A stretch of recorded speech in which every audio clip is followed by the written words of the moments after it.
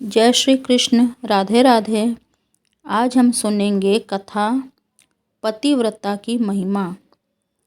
सुलोचना वासुकी नाग की पुत्री और लंका के राजा रावण के पुत्र मेघनाद की पत्नी थी।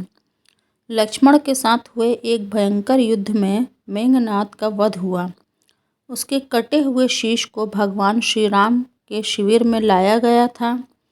अपने पति की मृत्यु का समाचार पाकर सुलोचना ने अपने ससुर रावण से राम के पास जाकर पति का शीश लाने की प्रार्थना की, किंतु रावण इसके लिए तैयार नहीं हुआ। उसने सुलोचना से कहा कि वह स्वयं राम के पास जाकर मेघनाद का शीश ले आए। क्योंकि राम पुरुषोत्तम हैं, इसीलिए उनके पास जाने में तुम्हें किसी भी प्रकार का भय नहीं करना चाहिए।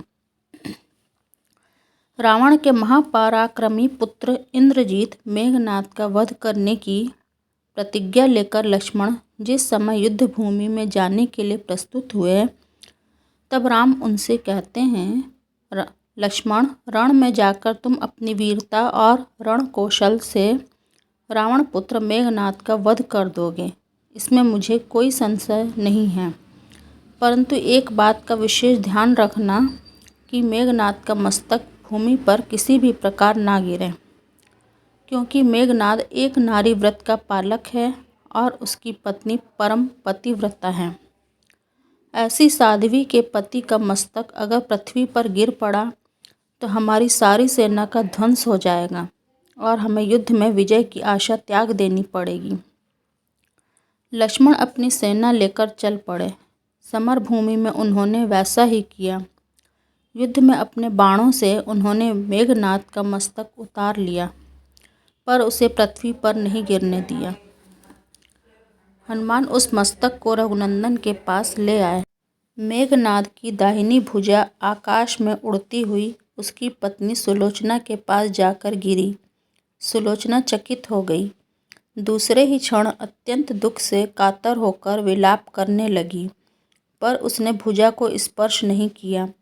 उसने सोचा, संभव है यह भुजा किसी अन्य व्यक्ति की हो। ऐसी दशा में पर पुरुष के स्पर्श का दोष मुझे लगेगा। निर्णय करने के लिए उसने भुजा से कहा, यदि तू मेरे स्वामी की भुजा है तो मेरे पतिव्रत की शक्ति से युद्ध का सारा वृत्तांत लिख दे। भुजा में दासी ने लेखनी पकड़ा दी। लेखनी ने लिख दिया, प्राण प्रिय, यह भुजा मेरी ही है। युद्ध भूमि में श्री राम के भाई लक्ष्मण से मेरा युद्ध हुआ। लक्ष्मण ने कई वर्षों से पत्नी, अन्न और निद्रा छोड़ रखी है। वे तेजस्वी तथा समस्त देवी गुणों से संपन्न हैं।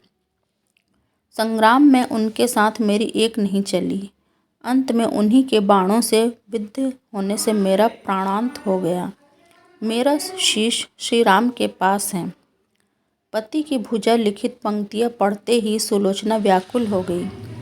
पुत्र वधू के विलाप को सुनकर लंकापति रावण ने आकर कहा, शोक ना कर पुत्री, प्रातः होते ही सहस्त्रों मस्तक मेरे बाणों से कट कट कर पृथ्वी पर लौट जाएंगे।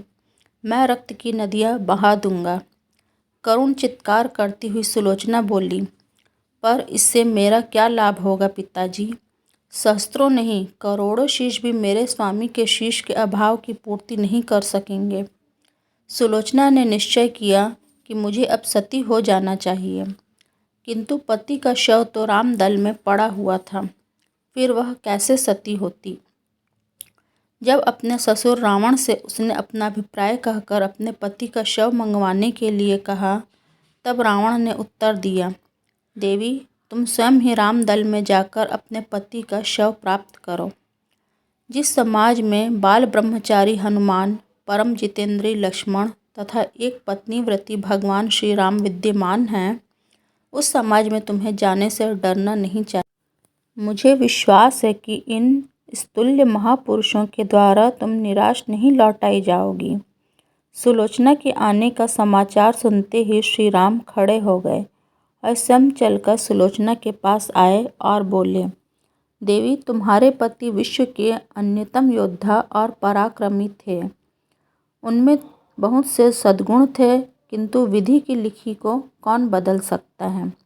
आज तुम्हें इस तरह देखकर मेरे मन में पीड़ा हो रही है। सुलोचना भगवान की स्तुति करने लगी।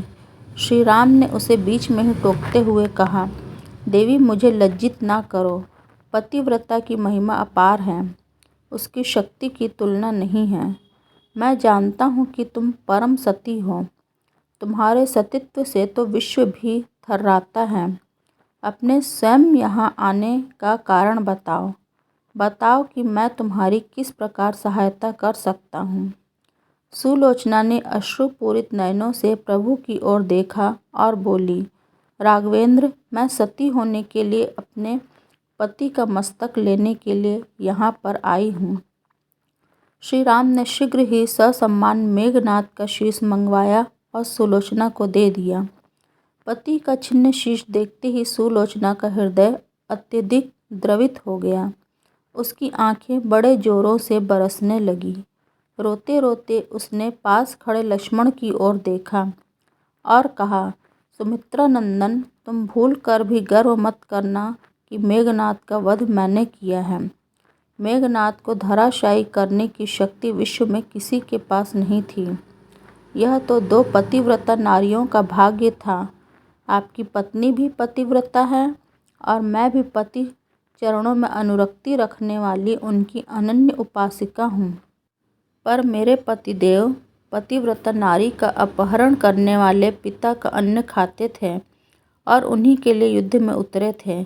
इसी से मेरे जीवन का धन परलोक सिधारे। सभी योद्धा सुलोचना को राम शिविर में देखकर चकित थे। वे यह समझ नहीं पा रहे थे कि सुलोचना को यह कैसे पता चला कि उसके पति का शीश भगवान राम के पास है।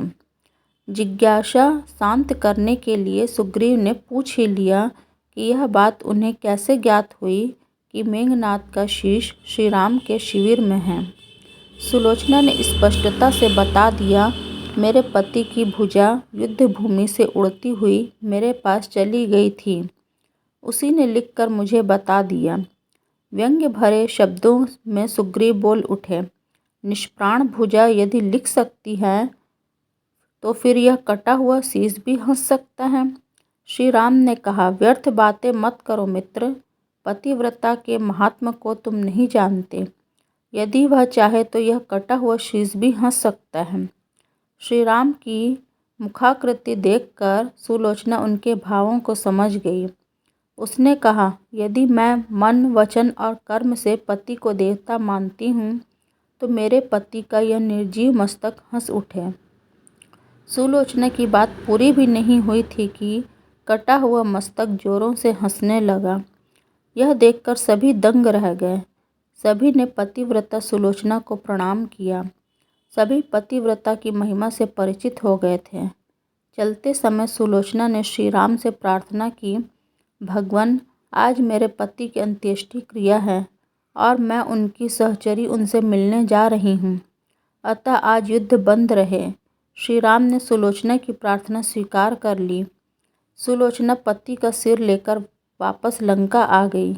लंका के समुद्र के तट पर एक चंदन की चिता तैयार की गई। पति का शीश गोद में लेकर सुलोचना चिता पर बैठी और धधकती हुई अंगनी में कुछ ही क्षणों में सती हो गई। जय श्री राम।